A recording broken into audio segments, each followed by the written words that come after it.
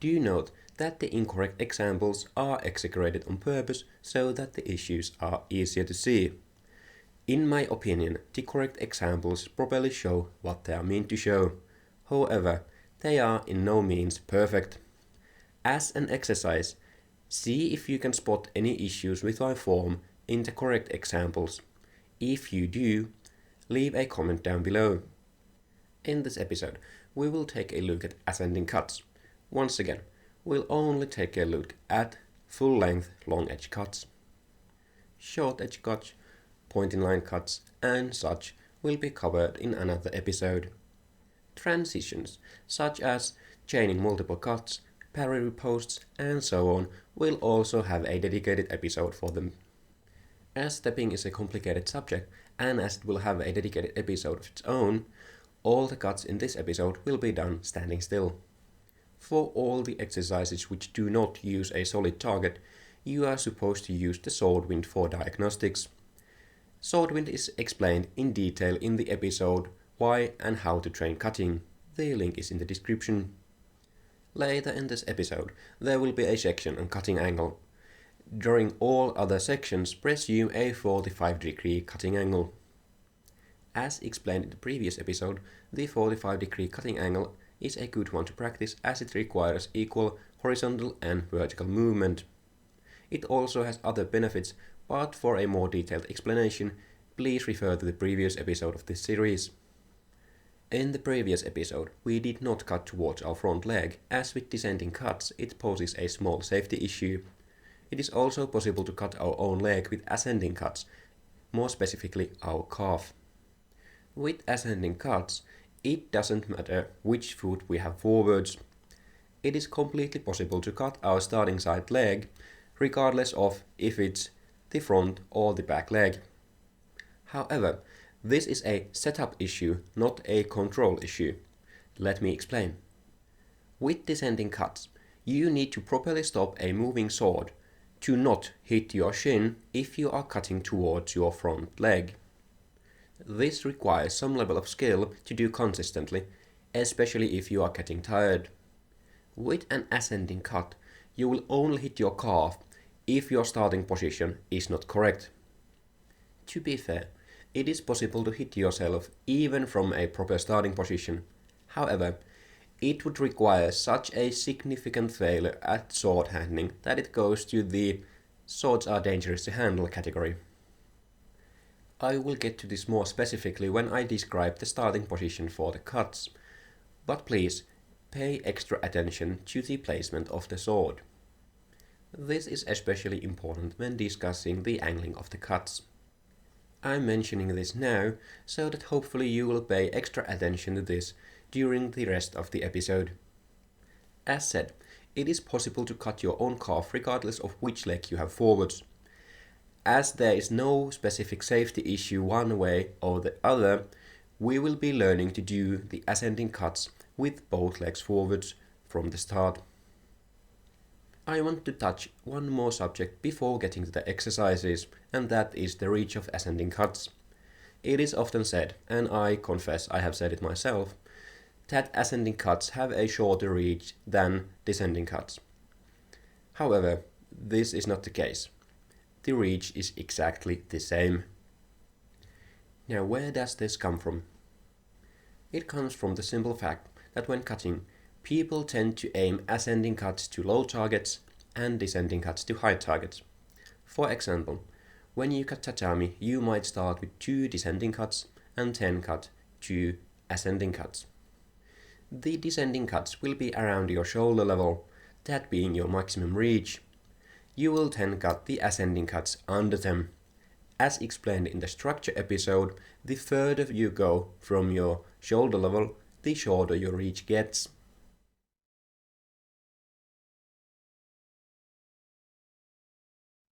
In this section, I'll go through the basic exercise for the ascending cuts from the dominant side.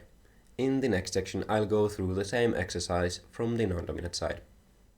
As mentioned in the intro, we'll be doing all the exercises with both the dominant and the non-dominant foot forwards.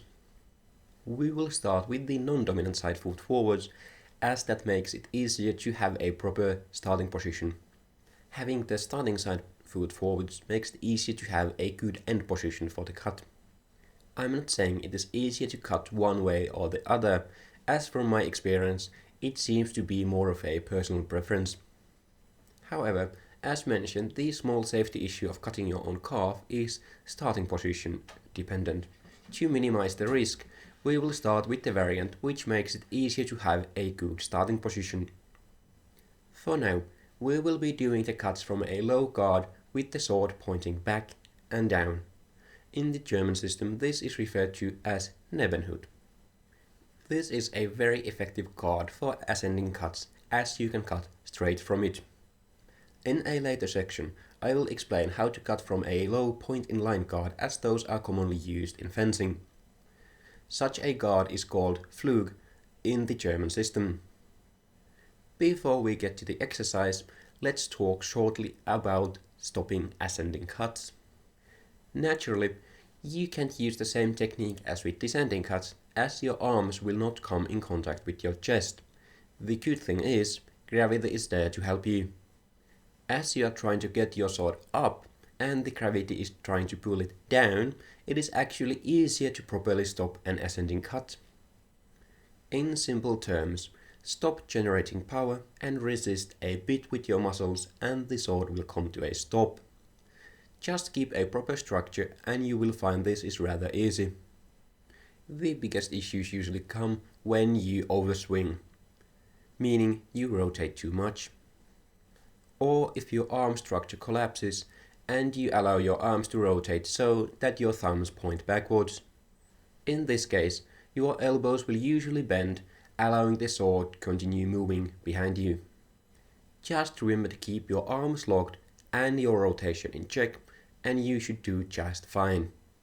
At the end position, your arms should be pointing up and the sword should be a bit past horizontal.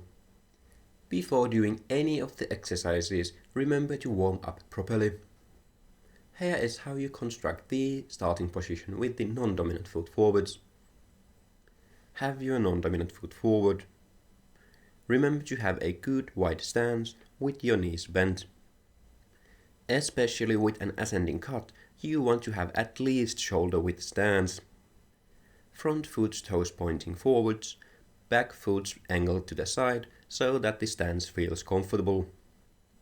Have your weight evenly distributed on both legs. Have your hips and shoulders point roughly 45 degrees towards your dominant side. Face forwards. Have your arms in front of your hip, fully extended so that the sword points back and to your dominant side. The sword should be roughly in line with your shoulders and hips, ready to cut at a 45-degree angle.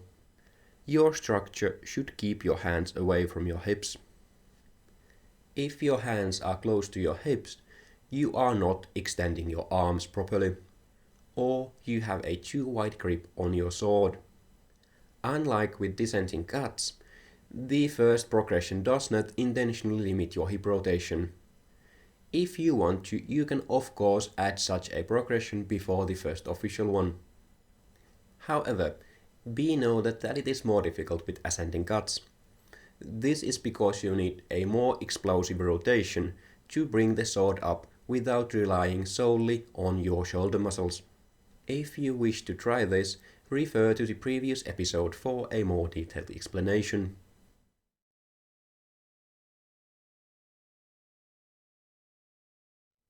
Let's get to the first progression. Just like with the second progression of the descending cut, we will be powering the cut from our legs instead of just from our core. Stand in the starting position. Make sure your hips and chest point roughly 45 degrees to your dominant side. Keep your face towards your target in front of you. Your sword should already be pointing to the correct direction. Tighten your grip. Brace your core. Powered rotation from your legs while bringing your arms up in a 45-degree angle. After cutting through your imaginary target, stop generating power and stop the cut.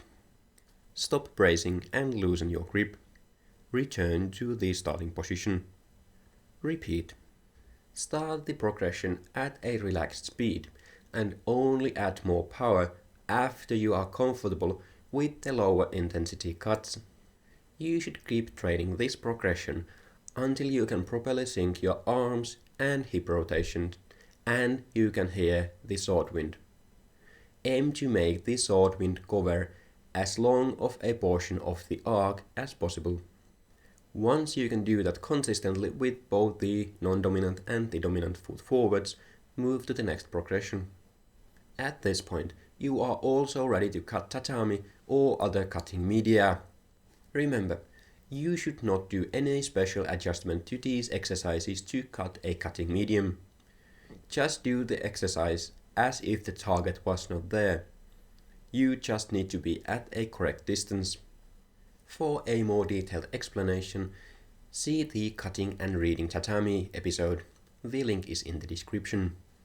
However, before cutting any cutting medium, you might want to watch the targeting section. Once again, concentrate on syncing the rotation around your spine and your arms and keeping your arms centered. Probably the most common mistake with ascending cuts is that people tend to scoop the cut up. Instead of having a straight cutting trajectory, it curves sharply up, usually at shoulder level.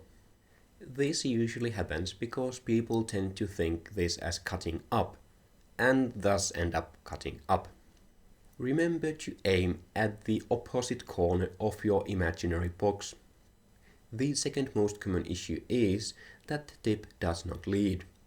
Now that you are cutting at an ascending angle, it is important that you grip your sword properly. It is also very important to hold the sword in a proper handshake grip.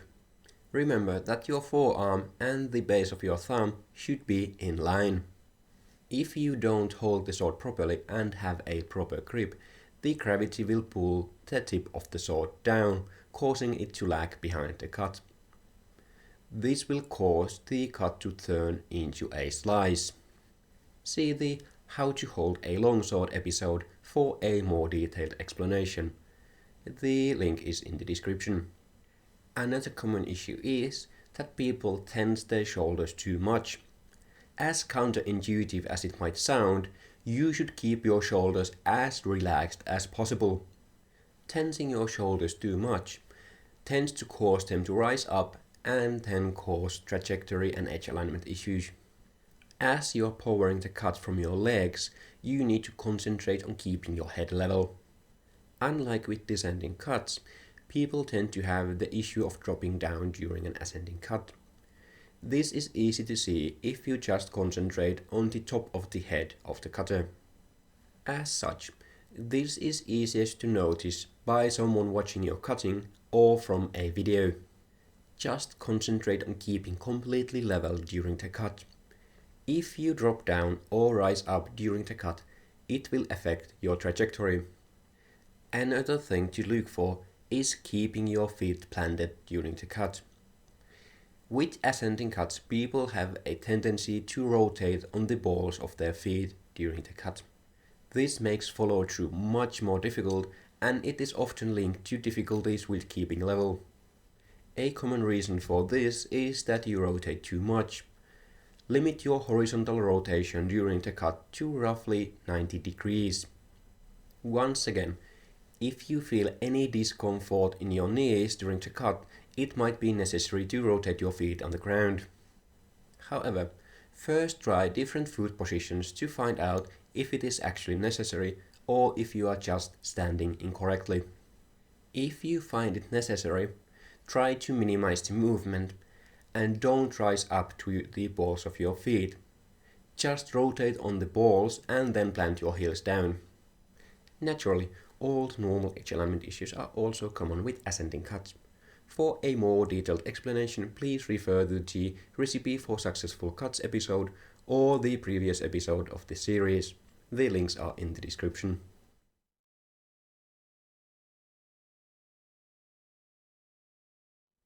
After you can do this progression with the non-dominant foot forwards, it is time to do it with the dominant foot forwards. Here is how you take the starting position for this variant. Take a proper fencing stance with the dominant foot forwards. Having a wide stance helps with getting into the position.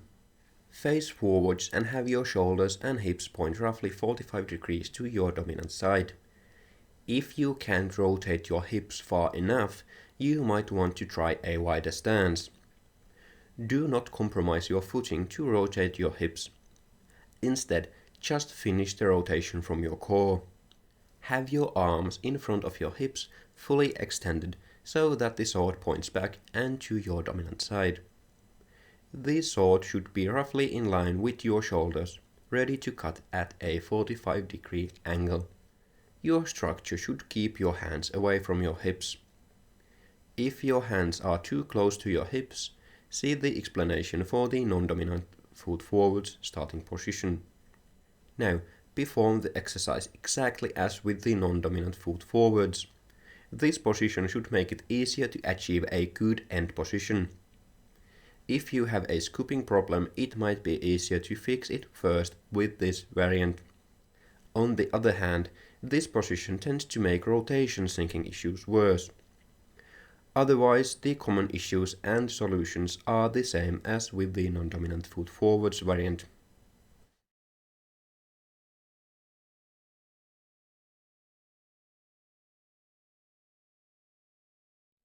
Now do the second progression of this exercise.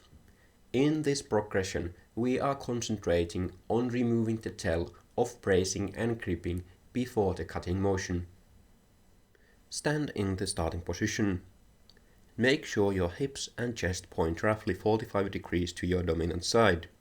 Keep your face toward your target in front of you. Your sword should already be pointing to the correct direction. Slowly start the cutting motion. Tighten your grip and brace. After your grip is firm and you have braced, finish the cut at proper intensity. After cutting through your imaginary target, stop generating power and stop the cut. Stop bracing and loosen your grip. Return to the starting position. Repeat. Especially in the beginning, the part of the cutting motion during which you tighten your grip and brace can be very slow. After you can properly grip and brace during the cutting motion, start slowly adding more speed to the cut until it becomes a single smooth action. This progression should become a staple in your training routine.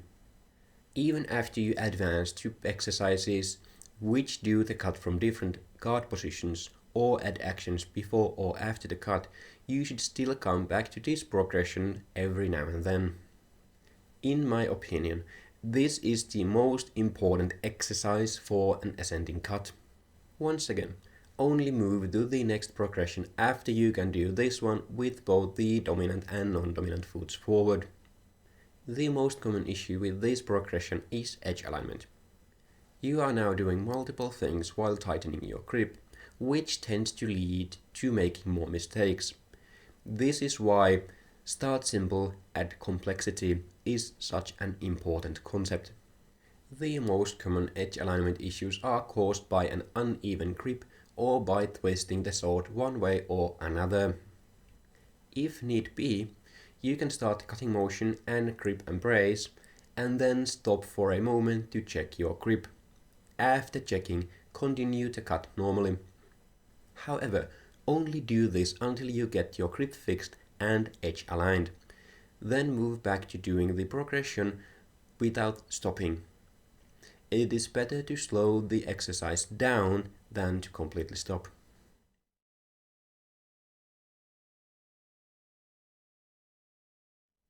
Now the same exercise with the dominant foot forwards. The starting position is the same as for the previous dominant foot forwards variant. Once again, perform the progression exactly as with the non-dominant foot forwards. The common issues and solutions are the same as with the non-dominant foot forwards. For the minor differences, refer to the first progression of this exercise.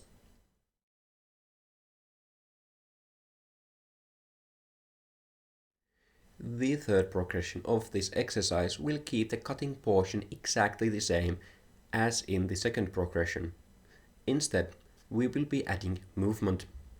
As said earlier, cutting with a step will be handled in an episode of its own. In this progression, we will be taking a look at closing in and retreating from a target. As distance is the focus of this progression, it is recommended that you do it with a target you can cut over. You can simply use a piece of cloth or something similar tossed to the ground. Or you can cut over an empty cutting stand if you have access to one. I recommend something elevated, such as an empty cutting stand, as it makes reading distance easier and you don't have to look down to the ground to see your target. For a detailed explanation on proper cutting distance, please refer to the Recipe for Successful Cuts episode. The link is in the description. Now to the exercise itself. Stand in the starting position some distance, such as 3 meters away from your target. Close into the correct cutting distance using simple advancing steps. Stop. You should aim to be able to end up in a proper cutting stance without needing to shuffle your feet in place. Cut as explained in the previous progression and return to the starting position. Stop. Retreat from the target using simple backwards advancing steps until you are where you started. Concentrate on making sure that you end up at the correct cutting distance. This should be done by varying your step length as required. You should also vary your starting distance so that the exercise doesn't boil down to counting steps.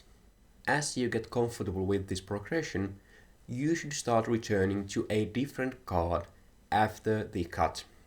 Make sure you make a complete cut and only then return to a guard. Basically, complete your cut and let the sword come to a stop. Stop bracing and relax your grip. Return to any guard position in the fencing system you practice. Stop. Retreat from the target back to where you started. More rapid transitions will be handled in the transition episode. Retreating to different directions, such as forwards and past the target, will be handled in the stepping episode. The most common issues with this progression are incorrect distance to the target and a bad cutting stance. Incorrect distance is caused by not varying your step length properly based on your distance to the target. This on itself can be caused by misreading the distance in the first place. The best way to gauge cutting distance is by watching from the side and using a high enough target. Once again, a training partner or a video are the best ways to do this. A bad cutting stance is usually caused by advancing in a too narrow stance and not widening it when you stop to cut. With your last step, you should end up in a proper cutting stance. With this progression, do it with both simple advancing step and crossing steps. As with the previous progressions, also learn to do this one with the dominant foot forwards. There is no real difference to doing this with the dominant or the non-dominant foot forwards. Just remember that each variant might require slightly different cutting stance, which then affects your cutting distance. When cutting a cutting medium, it is recommended that you close in on the target in a guard. You can do that as explained in this progression. For a more detailed explanation, please refer to the previous episode. This progression should become a constant part of your training regime, as it is an excellent exercise for reading distance. When you want to do more repetitions, the previous progression is a better choice. Still, you should add some of this progression to most of your training sessions.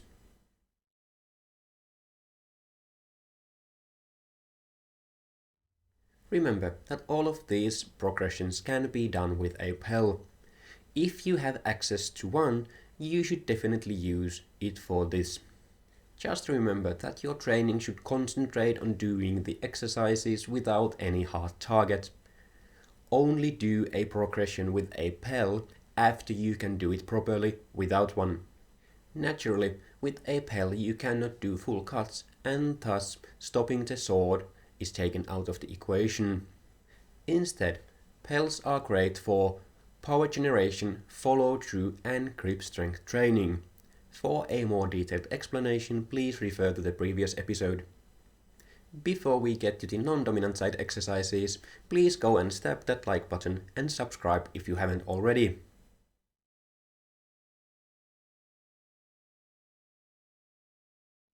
You will be doing the same 3 progressions from the non-dominant side as you did from the dominant side.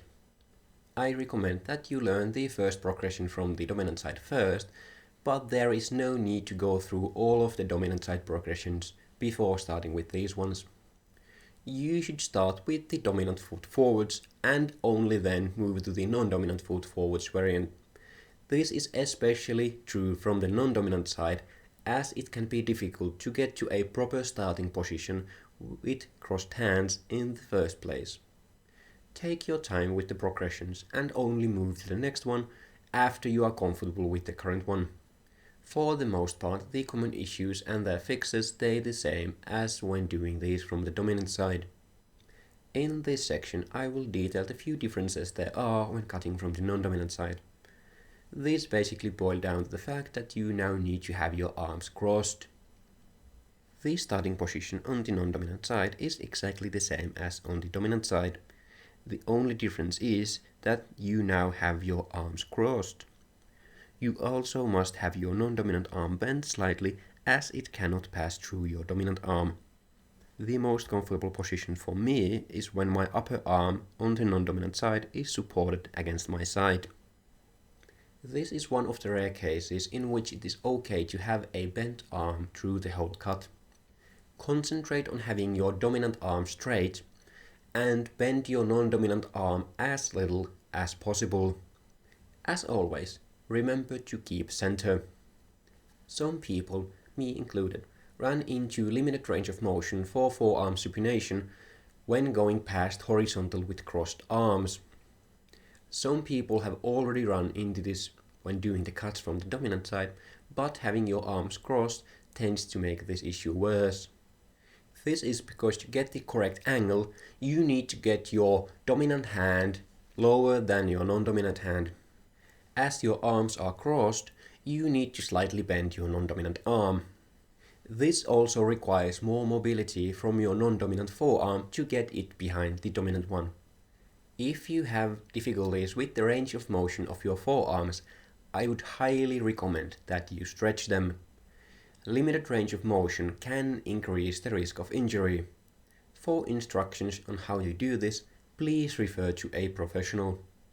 If you are not able to rotate your non-dominant hand to a proper grip, you only have a few options. Your arms are only going to move up during the cut, so there is no change in the angle required for a good grip.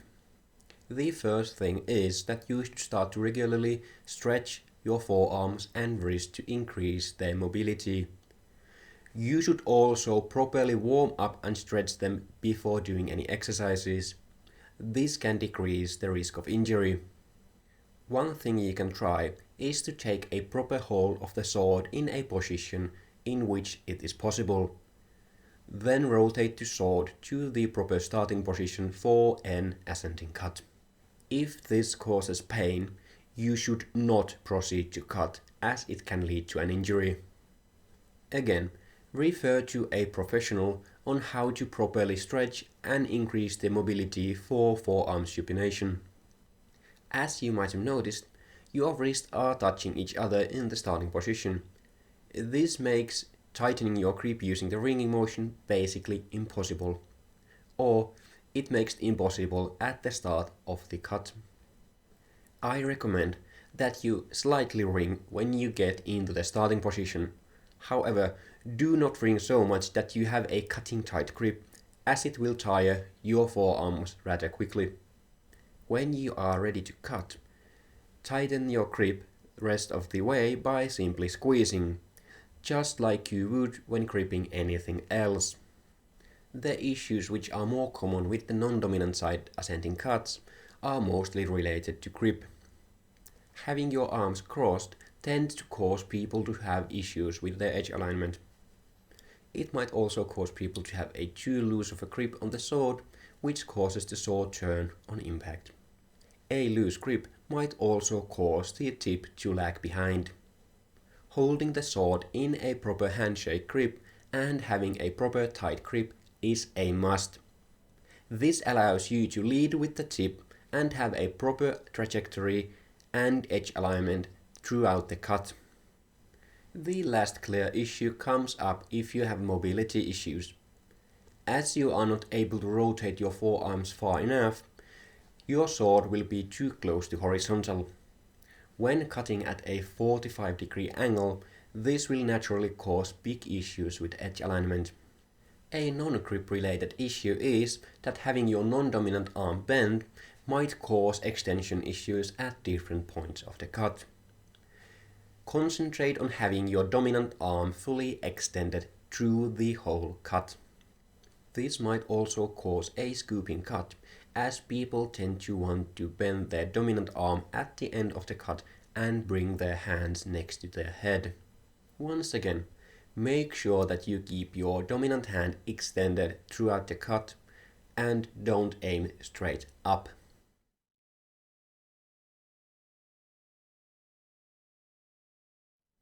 Targeting with ascending cuts works exactly as it works with descending cuts. For a more detailed explanation, please refer to the previous episode, but here is a short recap. From a cutting point of view, the optimal target for a cut is straight in front of you at shoulder height. This allows you to have the maximum reach for the cut. This is also the area where people usually naturally have the highest tip velocity. But what if we need to cut higher or lower? There are multiple ways to target a cut, and they tend to work well in different situations.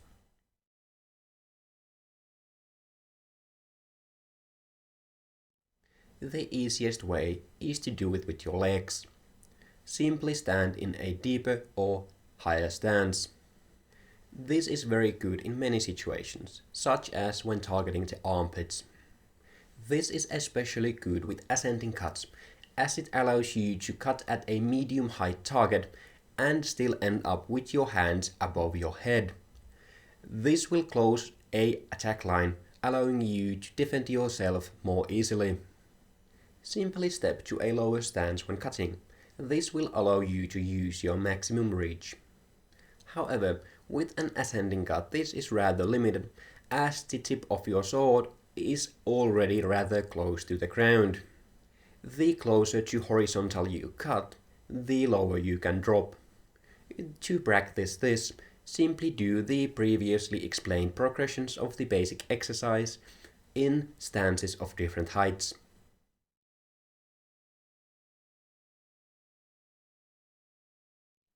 The next option is to start to cut higher or lower. As the angle stays the same, the portion of the arc in front of you will be higher or lower based on the starting point. This has the negative effect of shortening your range somewhat, as you are no longer hitting your target at shoulder height. This can be a very easy and accurate method to target targets roughly at the heights between the bottom of your ribs and the top of your head. At least personally, I have difficulties to use this method to target very low targets. To train this, once again, use the previously explained exercises. When extending and centering your arms, simply extend them higher or lower to achieve the required target. I personally mostly use a combination of these two methods to target.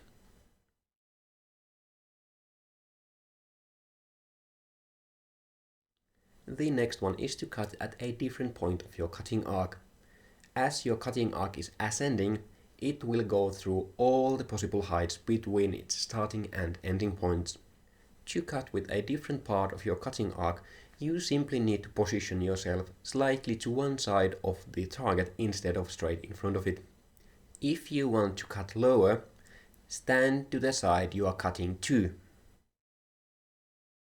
If you want to cut higher, stand to the side you are cutting from. With this, it is recommended that you use a similar target to progression 3 to cut over.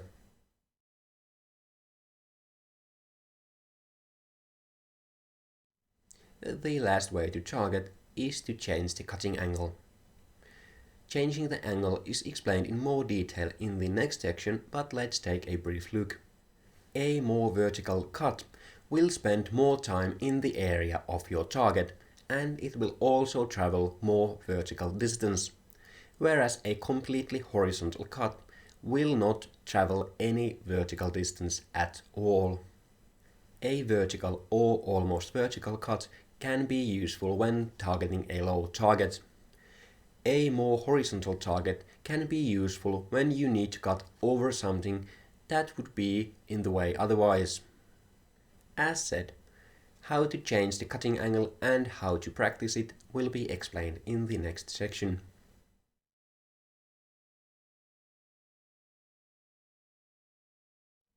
For targeting training, a pell of some kind can be an extremely valuable tool, as you can clearly say where you made contact with the target.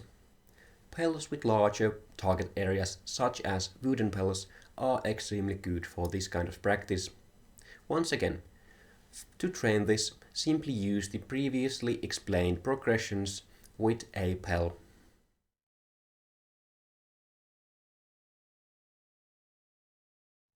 Targeting is one area of cutting where paired drills can be extremely useful. You simply need a blunt sword of some kind and a training partner with the necessary protective equipment. For a more detailed explanation, please refer to the previous episode.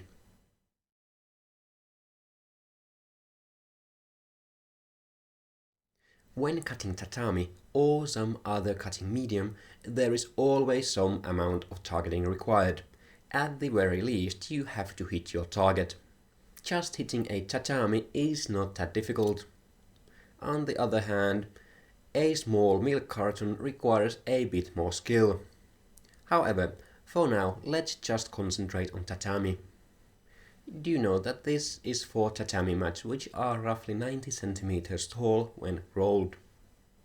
The two basic goals to keep in mind with tatami is that when you are cutting with diagonal 45-degree cuts, you should be able to fit 5 cuts on the mat when doing the cuts in the same line, and you should be able to fit 4 cuts on the mat when doing the cuts with alternating lines. For a more detailed explanation, please refer to the previous episode.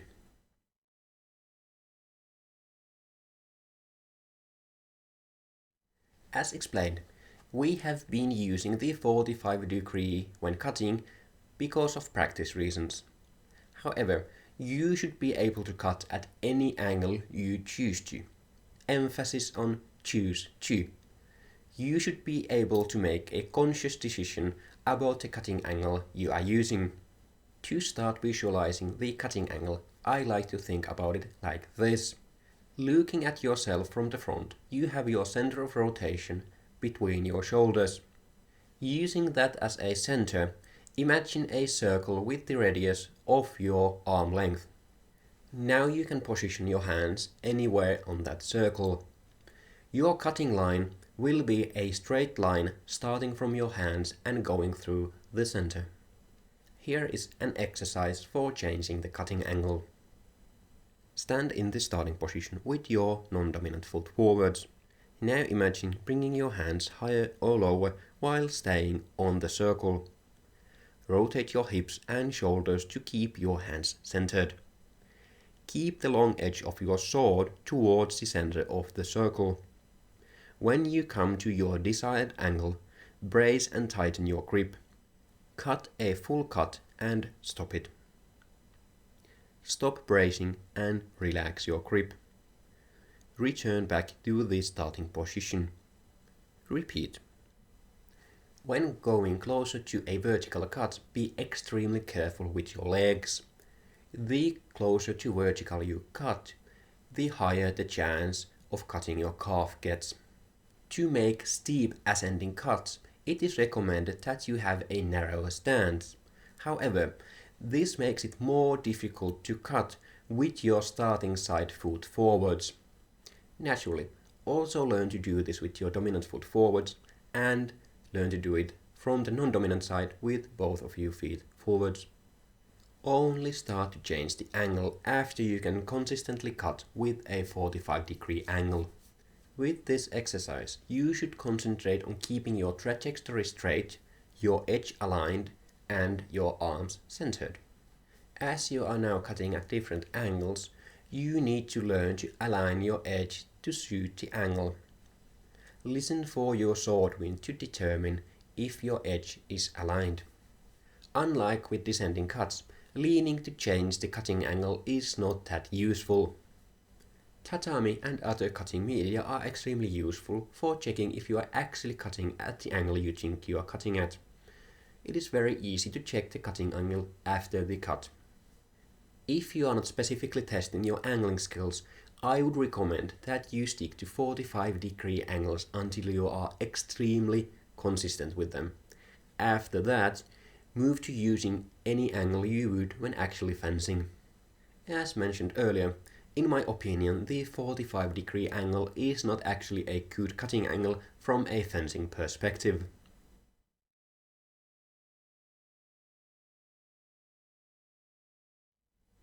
Next we will take a look at starting the cut from a point in line guard. In the German system, such a guard is the Flug. With this, we will be stepping into the realm of transition just a little bit. The exercise itself is rather simple. For a starting position, choose a low point in guard from the fencing system which you study. The guard should be such that you have the sword low on your dominant side with your non-dominant foot forwards. If you do not know such a guard, just use the Flug from the German system. Simply stand as you would in the dominant side ascending cut starting position, but have your point forwards. You can imagine pointing it to the face or chest of your imaginary opponent. Have your arms extended and in front of your hips as you would in the ascending cut starting position. Stand in the starting position. Have a good grip on the sword, but do not tighten your grip. Bring the point of your sword up, then back, and then down in a circular motion until you reach the starting position of the dominant side ascending cut. Stop. Tighten your grip and brace. Cut as you normally would. The only thing you need to concentrate on is that you reach the proper starting position of the ascending cut.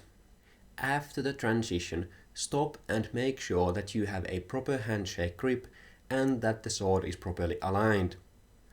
Only after that, proceed to cut as in the basic exercise.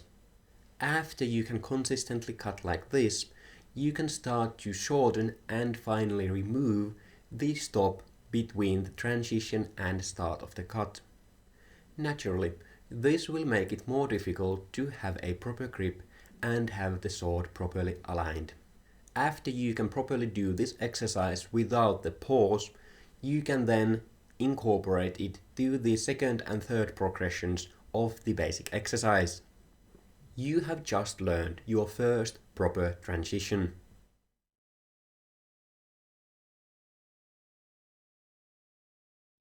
Before we get into the recap, go and stab that like button and subscribe if you haven't already. Take your time to learn the progressions and the exercises. Do not try to advance too fast. Be careful not to cut your own leg, especially if your cut is close to vertical. With these exercises, the sword wind is your main method of training. Listen for the sword wind to determine your edge alignment and power generation. Videoing your training is extremely useful. Learn to cut at a 45-degree angle. First, learn to stop the cut properly.